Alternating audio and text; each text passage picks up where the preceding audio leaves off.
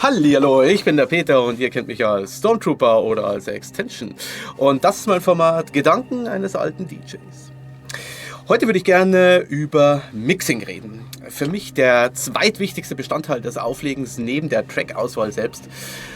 Mixing betreiben manche als Kunstform, andere sehen es als notwendiges Übel an. Als ich angefangen habe, Techno zu hören, 1994, war Mixing für mich Magie. Das Verweben zweier Werke zu einem neuen. Und wenn man sich dann DJs wie Carl Cox zum Beispiel angeschaut hat, der war am Cutten und am Scratchen und am Machen. Also der hat das wirklich als Kunstform betrieben. Das war für mich Zaubern. Das wollte ich auch machen. Natürlich gab es immer DJs, die besser gemixt haben und DJs, die schlechter gemixt haben. Manche haben halt einfach ein Gefühl dafür, andere hätten gerne ein Gefühl dafür. Über die Jahre hinweg habe ich das Gefühl, dass dieses lange und innige ineinander verschmelzen lassen von Tracks bei einigen Stilarten, gerade bei Hardcore zum Beispiel, und bei harten Stilen verloren gegangen ist. Was, glaube ich, auch damit zu tun hat, dass einfach die Stile sich verändert haben und ab der Zeit als Hardstyle aufgekommen ist und alles sehr viel poppiger geworden ist. Dadurch auch die Tracks wesentlich kürzer geworden sind, sind auch die Ein- und Ausmixphasen der Tracks kürzer geworden und mittlerweile ist es gang und gäbe, dass DJs einfach nur noch 4 oder 8 Takte lang kurz den Fader in die Mitte machen oder beide Fader hoch, Tracks gemeinsam laufen lassen, meist mit irgendwas rhythmischen, Clap, Snare, irgendwas, und dann den ersten Track rausziehen und den zweiten weiterlaufen lassen, und das war's dann. Keinerlei Magie, keinerlei Neuerschaffen von irgendwas. Naja, das soll jetzt aber eigentlich nicht heißen, dass damals alle besser gemixt haben und heute alle schlechter mixen. Wie der Titel des Formats schon sagt, das sind einfach nur meine Gedanken über die Jahre, wie ich es wahrgenommen habe. Mittlerweile erlebe ich echte Extreme. Also ich habe letztes Jahr auf einem Gig gespielt, bei dem nach mir eine DJ gespielt hat. Ich werde keinen Namen nennen, keine Sorge. Und die hat das Ganze ad absurdum geführt. Die hat die Tracks nicht einander angeglichen, das heißt nicht das Tempo auf selbe Geschwindigkeit gebracht.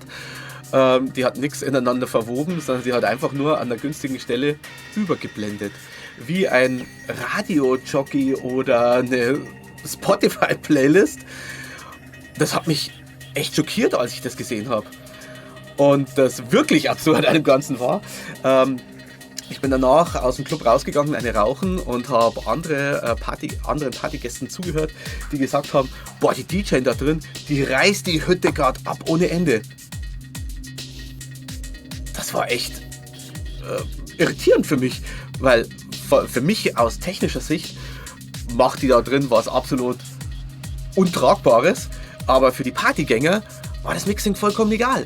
Die haben sich einfach nur an der Musik erfreut und die hat ihnen offensichtlich Spaß bereitet.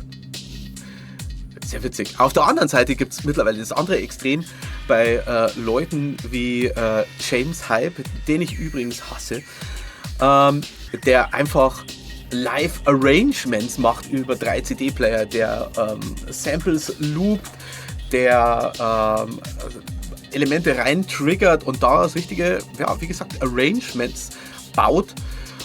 Und das sehe ich mittlerweile ganz oft, dass mit irgendwelchen Controllern Loops erstellt werden oder eben Leute mit 3 bis 4 Decks Loops und einzelne Elemente einspielen und daraus neue Drops erschaffen, neue Arrangement für einzelne Tracks, was ich auch wieder sehr faszinierend finde, ist aber halt eher was fürs Auge und damit eigentlich wieder zeitgemäß.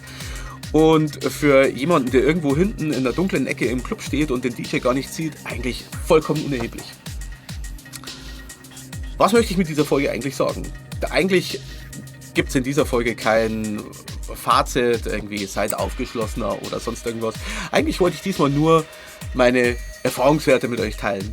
Ich bin weiterhin der Typ, der gerne cuttet und mixt und Dinge ineinander fließen lässt. Und werde nicht diesen Kurzmix-Trend verfolgen, weil es mir persönlich einfach auch nichts gibt. Genau. Damit würde ich sagen, haben wir dieses Thema auch schon wieder abgefrühstückt. Gerne eure Meinung in den Kommentaren. Wie mögt ihr Mixing? Ist Mixing für euch überhaupt wichtig? Ist die Track-Auswahl nicht viel wichtiger als das Mixing und Mixing kann eigentlich vernachlässigt werden? Oder ist es für euch ein essentieller Teil der Darbietung? Schreibt es in die Kommentare, lasst uns ein bisschen diskutieren. Ich bin sehr gespannt auf eure Meinung. Und ich verspreche, in der nächsten Folge gibt es wieder was wesentlich Kontroverseres. In diesem Sinne, Rinne die Rinne.